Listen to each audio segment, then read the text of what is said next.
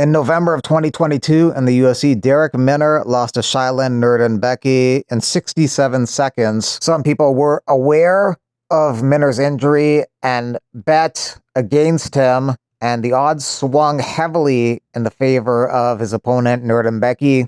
UFC fighter Jeff Molina, who's undefeated in the UFC and won on the Contender Series and is a teammate of Derek Minner, knew about the injury and bet against Minner in the fight. So Jeff Molina has been handed a 3-year suspension by the Nevada State Athletic Commission, and it's set to end November 5th of this year. It's a retroactive suspension, so it ends November 5th.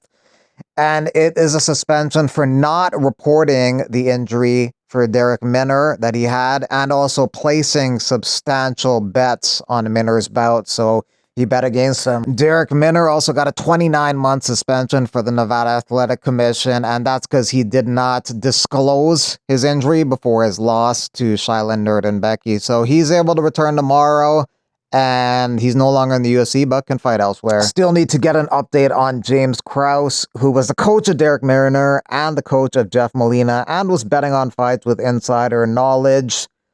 He was also selling picks to people, so he is apparently being investigated by the FBI, so no update yet. Ilia Topuria's new nickname is La Leyenda, which translates to being the legend. Official poster for UFC Fight Night April 5th, Emmett versus Murphy. Josh Emmett with a record of 19-4-0, Lerone Murphy with a 15-0-1 undefeated record. This takes place at the world-famous UFC Apex. Tom Aspinall doesn't want to fight that long. He wants to retire younger. As a heavyweight at 31, he could fight for a really long time, but he doesn't want to do so. He has the shortest average fight time in UFC history, so he's not taken any damage so far. 2 minutes and 2 seconds average fight time. I mean, that's not for me to say, but that's what I want to do. I mean, again, everyone's different.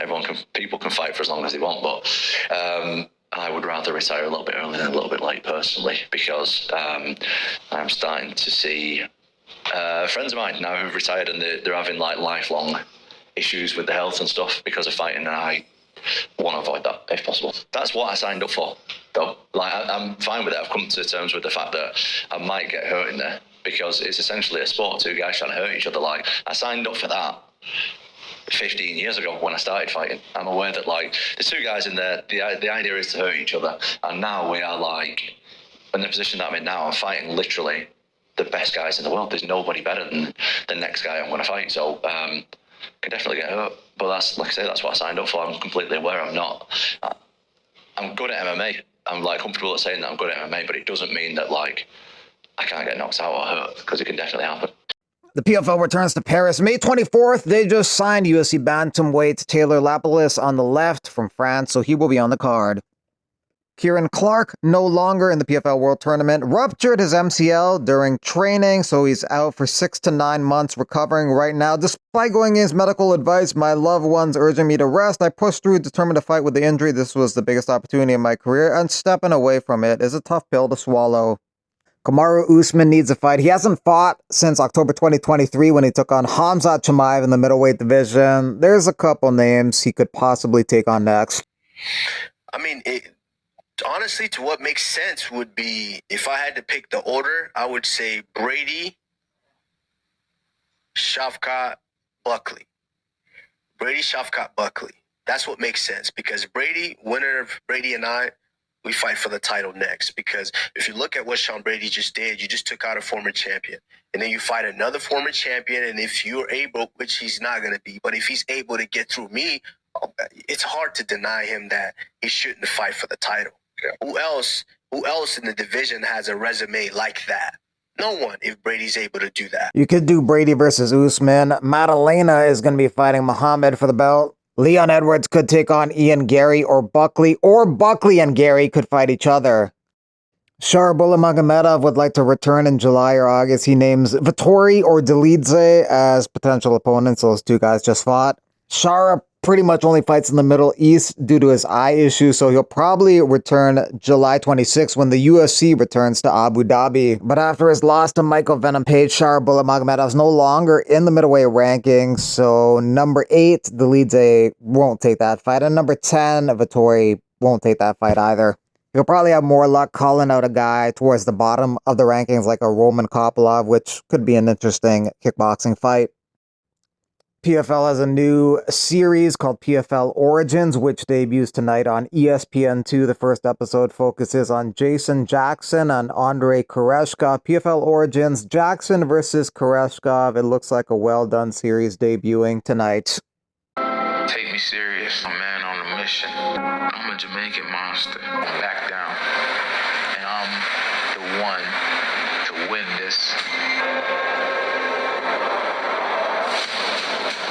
Work hard, never give up. It's our tiger. Can feel it.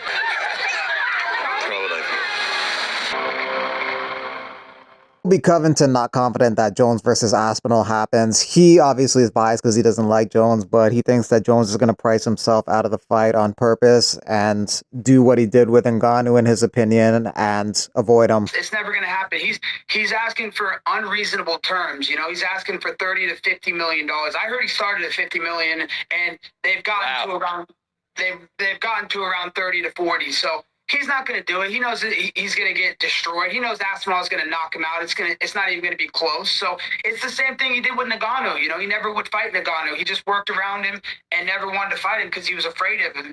He was afraid of him, just like he's afraid of Aspinall. So he knows Aspinall's in his prime, and you know Aspinall would starch him. So honestly, I don't see that fight ever happening. And I've been saying this since the beginning. I said this, you know, even before the fight that he had with the fireman, you know, Stipe, that he was never going to fight Aspinall after the Stipe fight. Colby is saying that he'd like to fight either Nick or Nate Diaz. It's not a bad fight for him. Stylistically, he should be able to get takedowns relatively easily and keep the fight on the ground en route to a decision victory.